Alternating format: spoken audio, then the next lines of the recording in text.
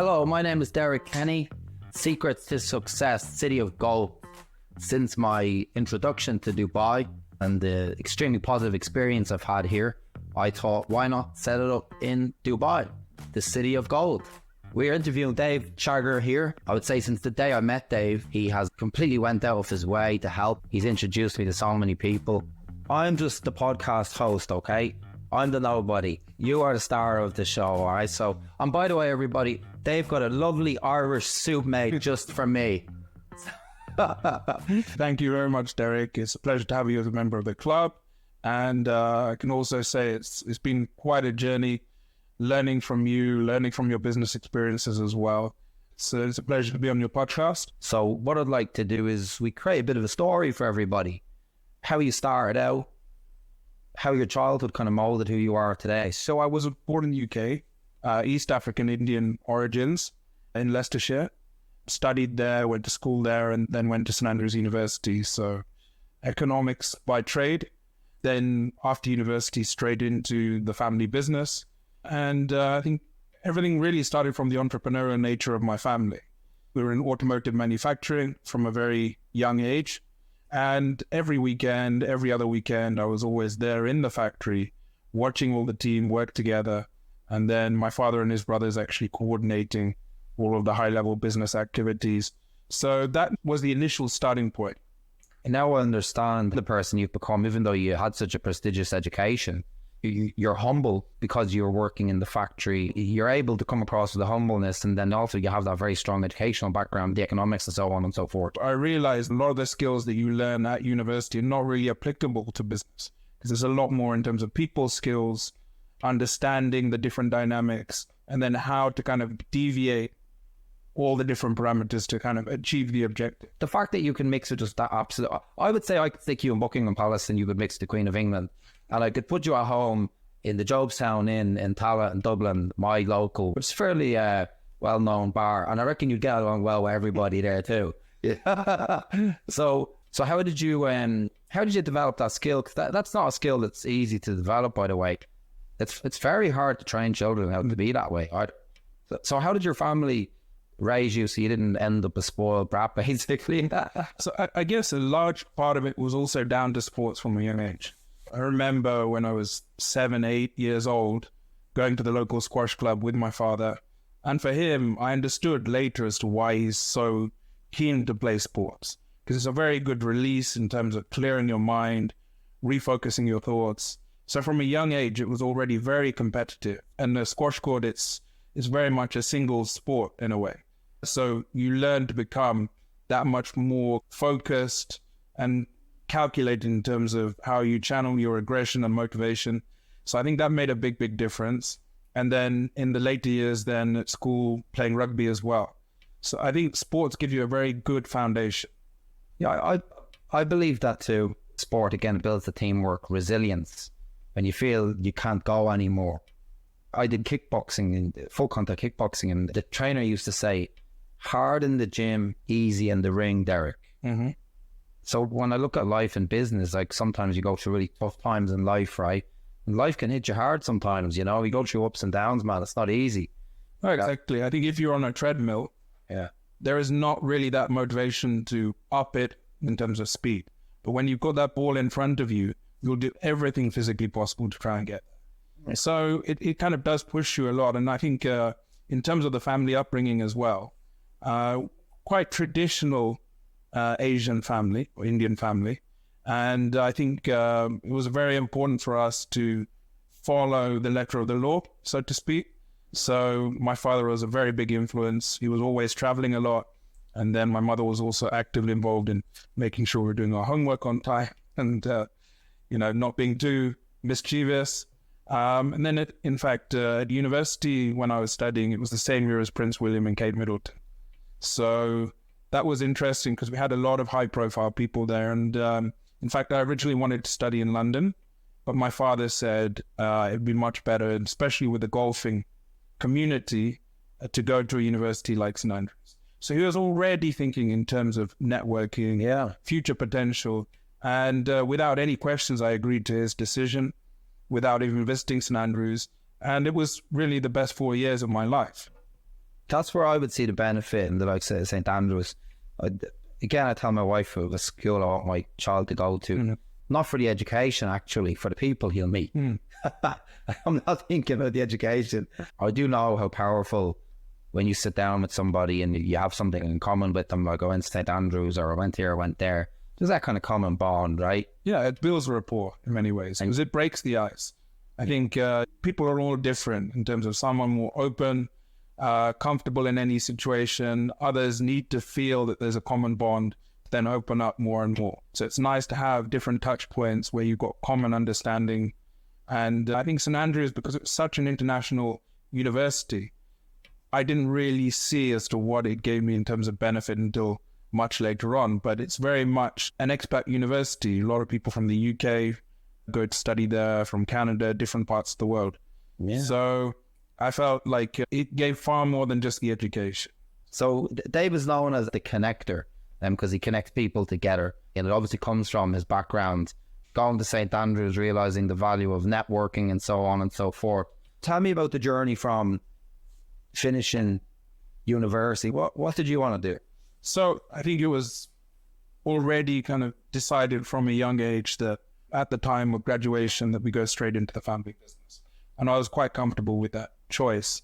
And it's about the legacy. It's about keeping it within the family. One thing which I remember vividly is in those younger years, when you see your father, who's an entrepreneur running his own business never stops. So he was always thinking what he wants to achieve, how he's going to make it happen, and investing in relationships. I think that's the most important thing. So always he was very much focused on how he's going to secure more contracts, who he needs to align with in order to make the business happen.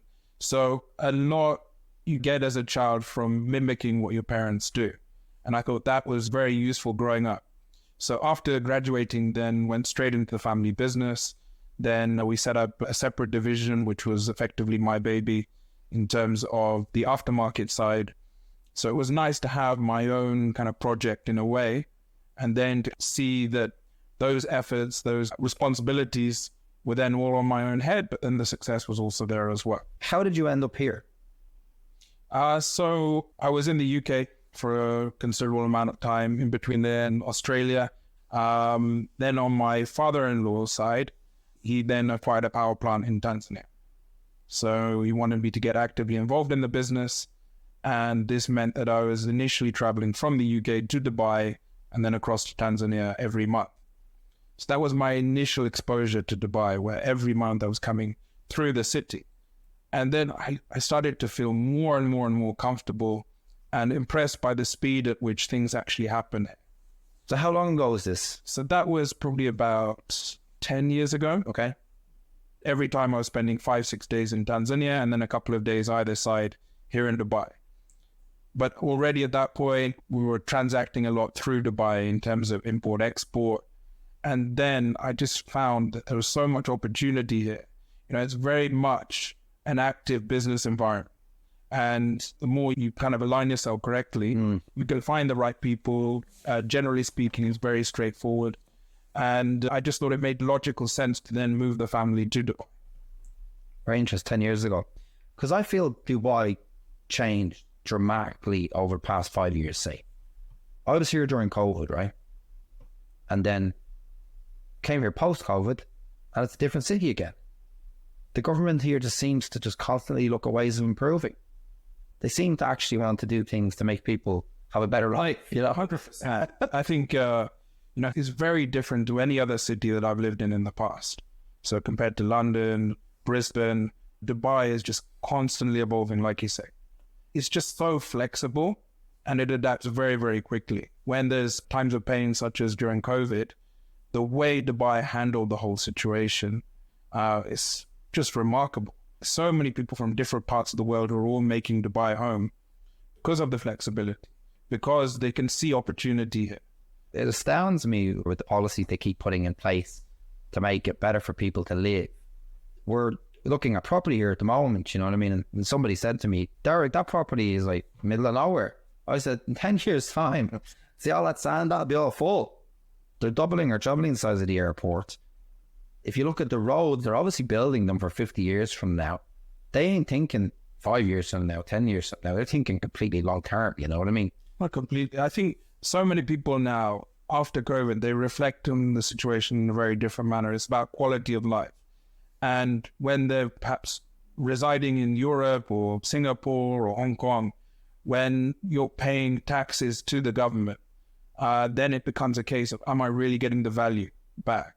Whereas I find Dubai is completely different. The way it's structured is thinking for the better of the whole community, which is not just the local Emirati community, but also expats as a whole.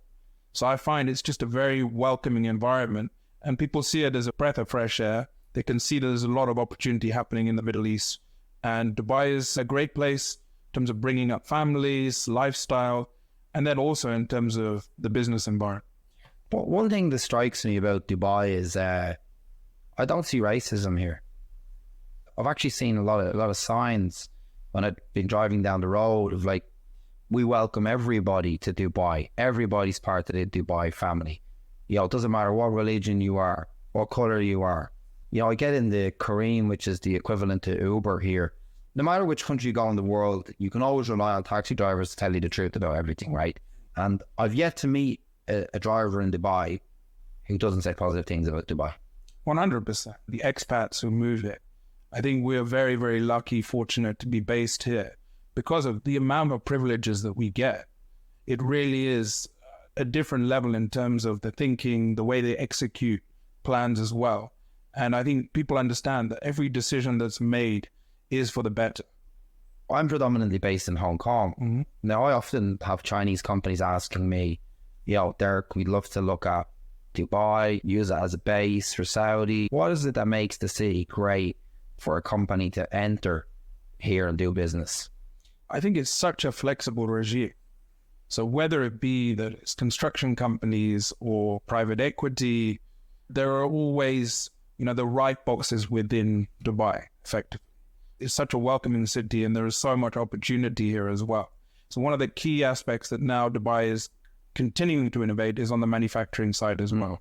So no longer to be considered as a trading hub or banking system, bringing manufacturing into play to have extra kind of verticals. Well, I see Saudi Arabia is reforming a lot now. Mm-hmm.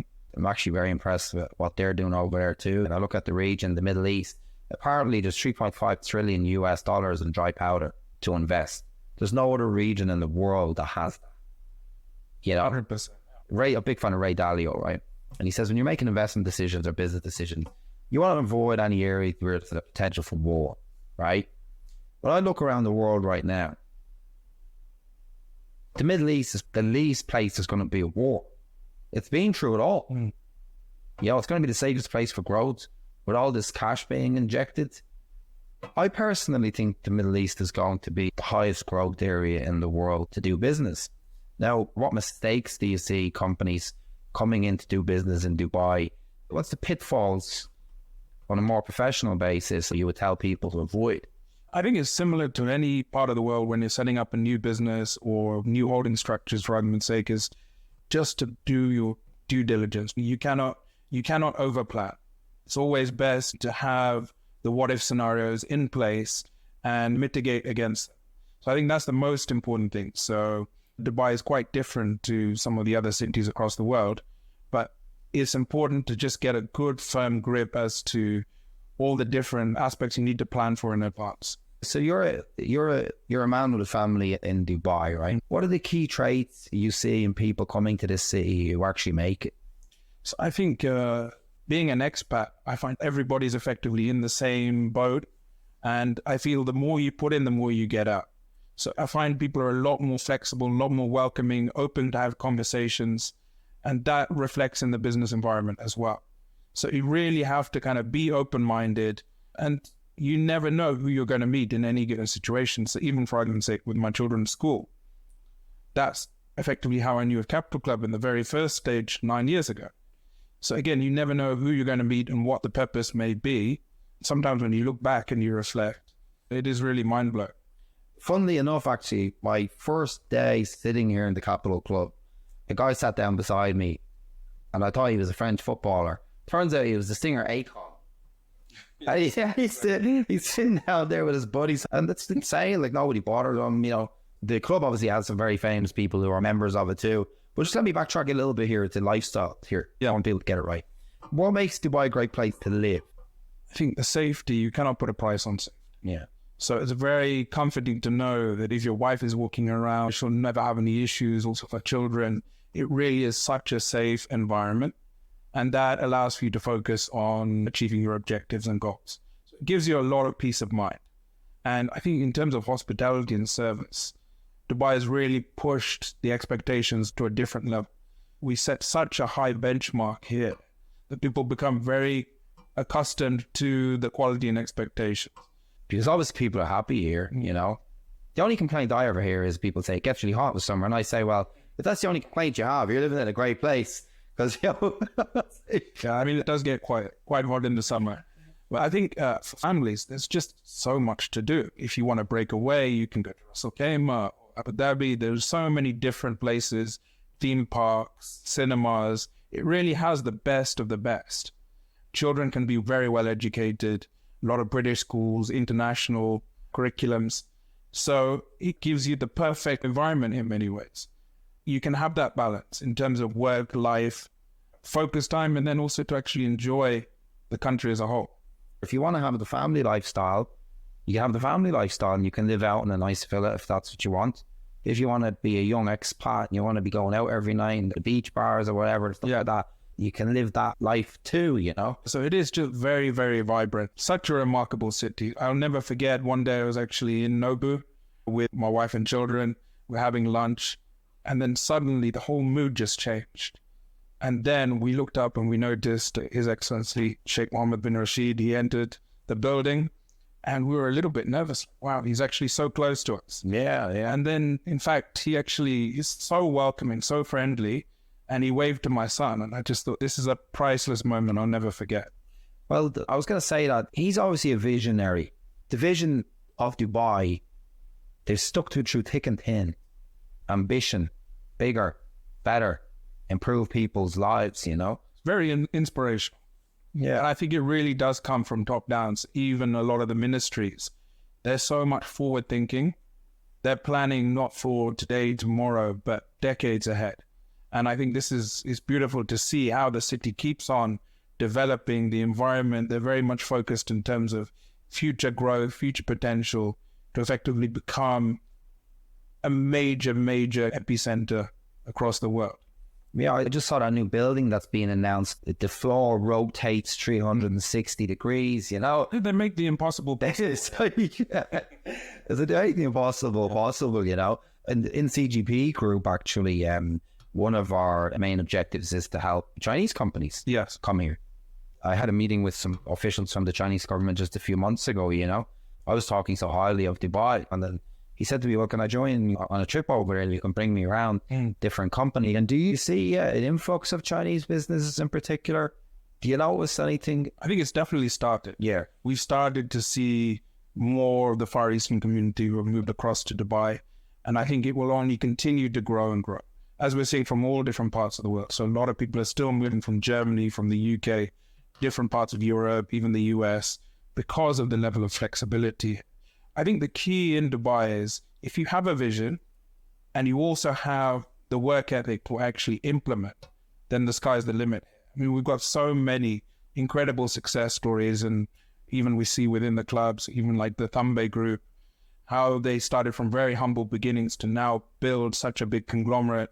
And also with Danube, with Adel and Rizwan Sarjan, how they've managed to achieve their objectives. And it's all for the benefit of the people as well. It's something where it really does give you hope. The more you invest in yourself and put yourself in the right circles, then it can really reap considerable rewards. The one thing I've observed in Dubai is that okay, if you carry the Hong Kong work ethic to Dubai with you, you'll do really well, right? Yeah. However, Dubai is just so nice. Yeah. It's so nice and it's so beautiful and it's just such a great city, right, to live. Do you notice that some people come here and maybe they take the foot off the gas? I guess there could be cases, but I think with such a level of beauty and opulence like you see in Dubai, I'm speaking from my own experience, that pushes you even harder because you want to go to the best hotels, you want to eat in the best restaurants. It gives you that push and determination and drive every day to not take your foot off the gas. And I think it's also very important to surround yourself around like-minded people. Yeah, that's very, very important, Joe. You're very good at that, Dave. And you've connected me with a lot of people. I was with Dave yesterday evening and I just explained to him, I said, hey, Dave, have you ever heard of this company?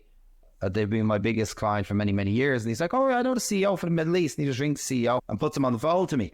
And I go, oh, hey. I'm like, oh, I know such and such. And he's like, oh, yeah, great. He's like, oh, Derek, look, I'm going to drop you a message. We'll catch up for a coffee soon, you know. Some people who are natural networkers like you, I've not met many, by the way, they're just kind of natural connectors. Like, do you really enjoy it? Is that why you do it?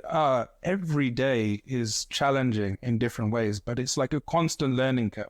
I'm always learning from each and every member about different industries, whatever their challenges are. And then it's always nice to see an acceleration of their growth, how their businesses evolve. And it's nice to be part of that process in a way, because we have so many formidable members within the club. And it's nice to bring people together.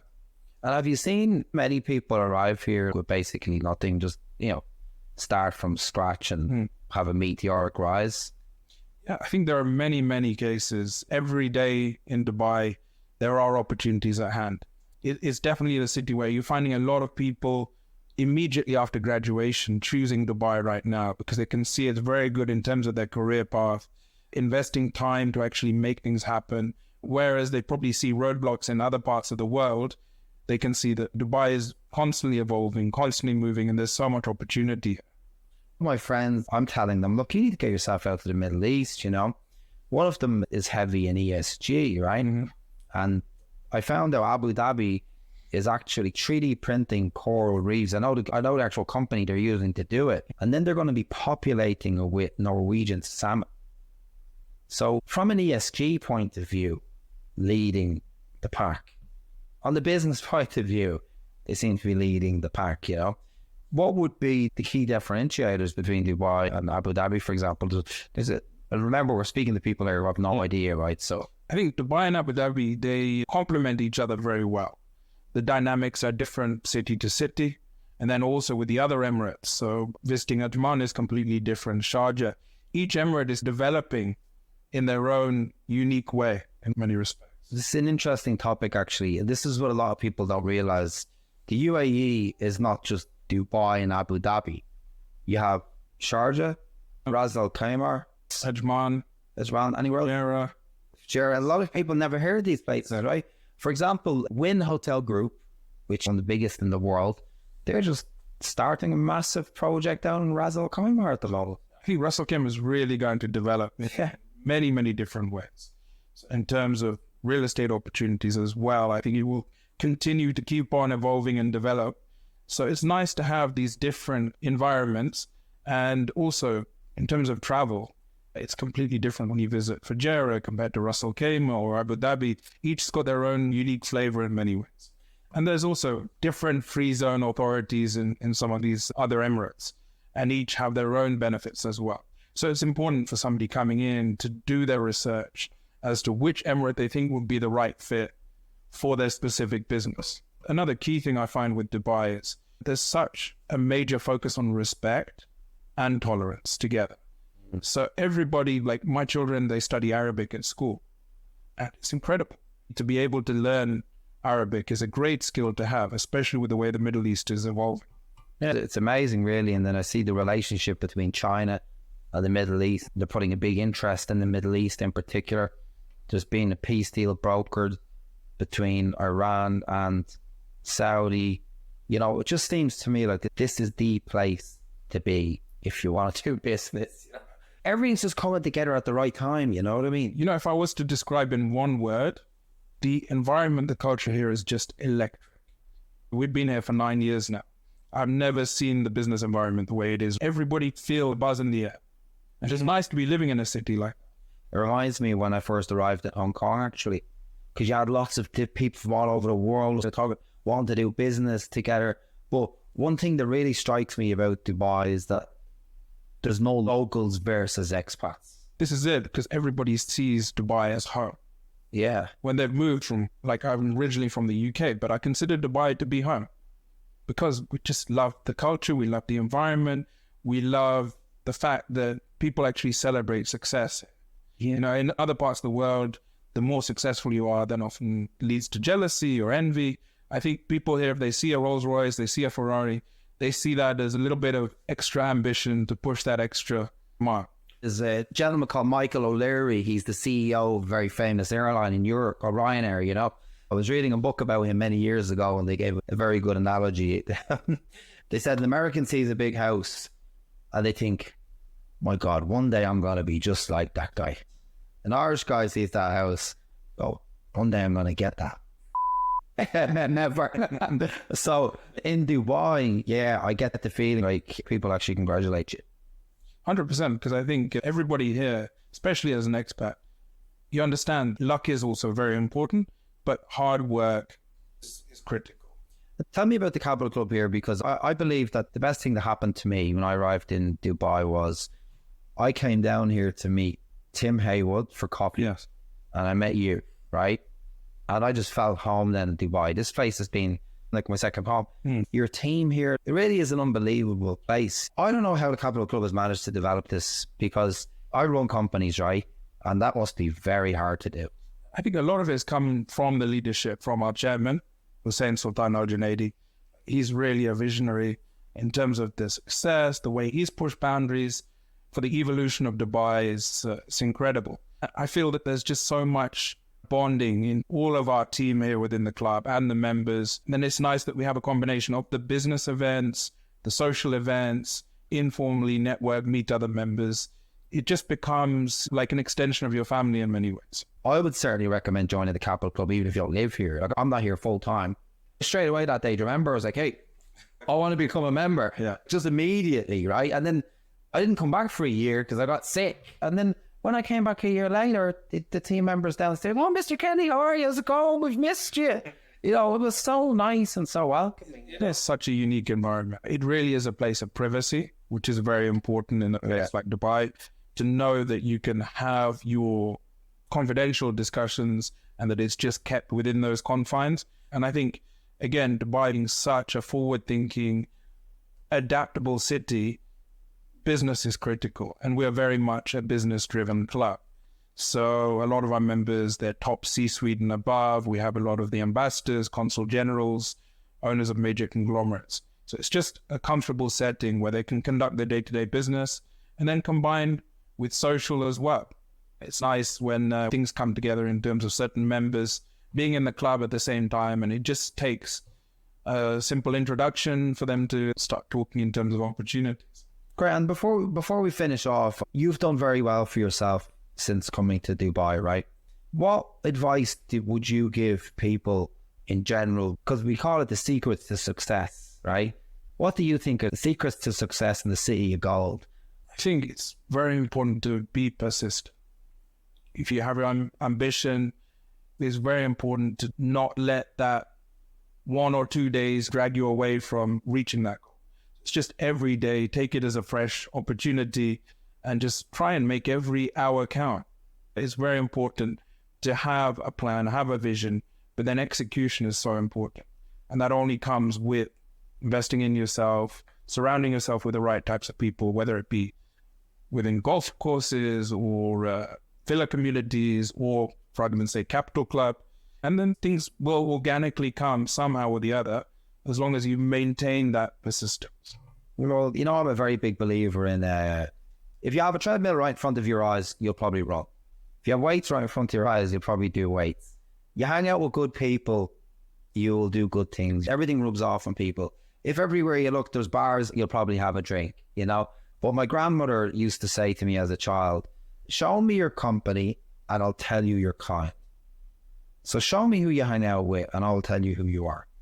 I've made many mistakes in life. I've ups and I've had downs. I'm sure for yourself as well. And any times I've had the downs, I've noticed that maybe I let the wrong people into my circle. So I think it's very, very important what you said there, and you hit the nail on the head. You want to surround yourself with the right people, you know? Oh, exactly. I think it's so important because, again, it's very easy to get sidetracked. But at the same time, if you surround yourself with the right type of people, they've got similar values, They're very aspirational. You know, if ever you're in that moment where you're a little bit jaded, then everybody can kind of help support one another. It's very important. Yeah, it's good. And I think that summarizes the Capital Club. So if you ever feeling a bit down, get yourself down to the Capital Club and go up and see Dave. So thank you so much for sharing. I wanted people to understand around the world, what is Dubai really like? Why is the Capital Club great? And I think this show gives everyone a very great insight into Dubai as a whole. Please connect with Dave on LinkedIn. I will put it in the link on the podcast, and then I don't know if you have that Connector website or not, but if you do have that Connector website, I will put that there too. Thank you very much, Dave. Appreciate it. Thank you very much.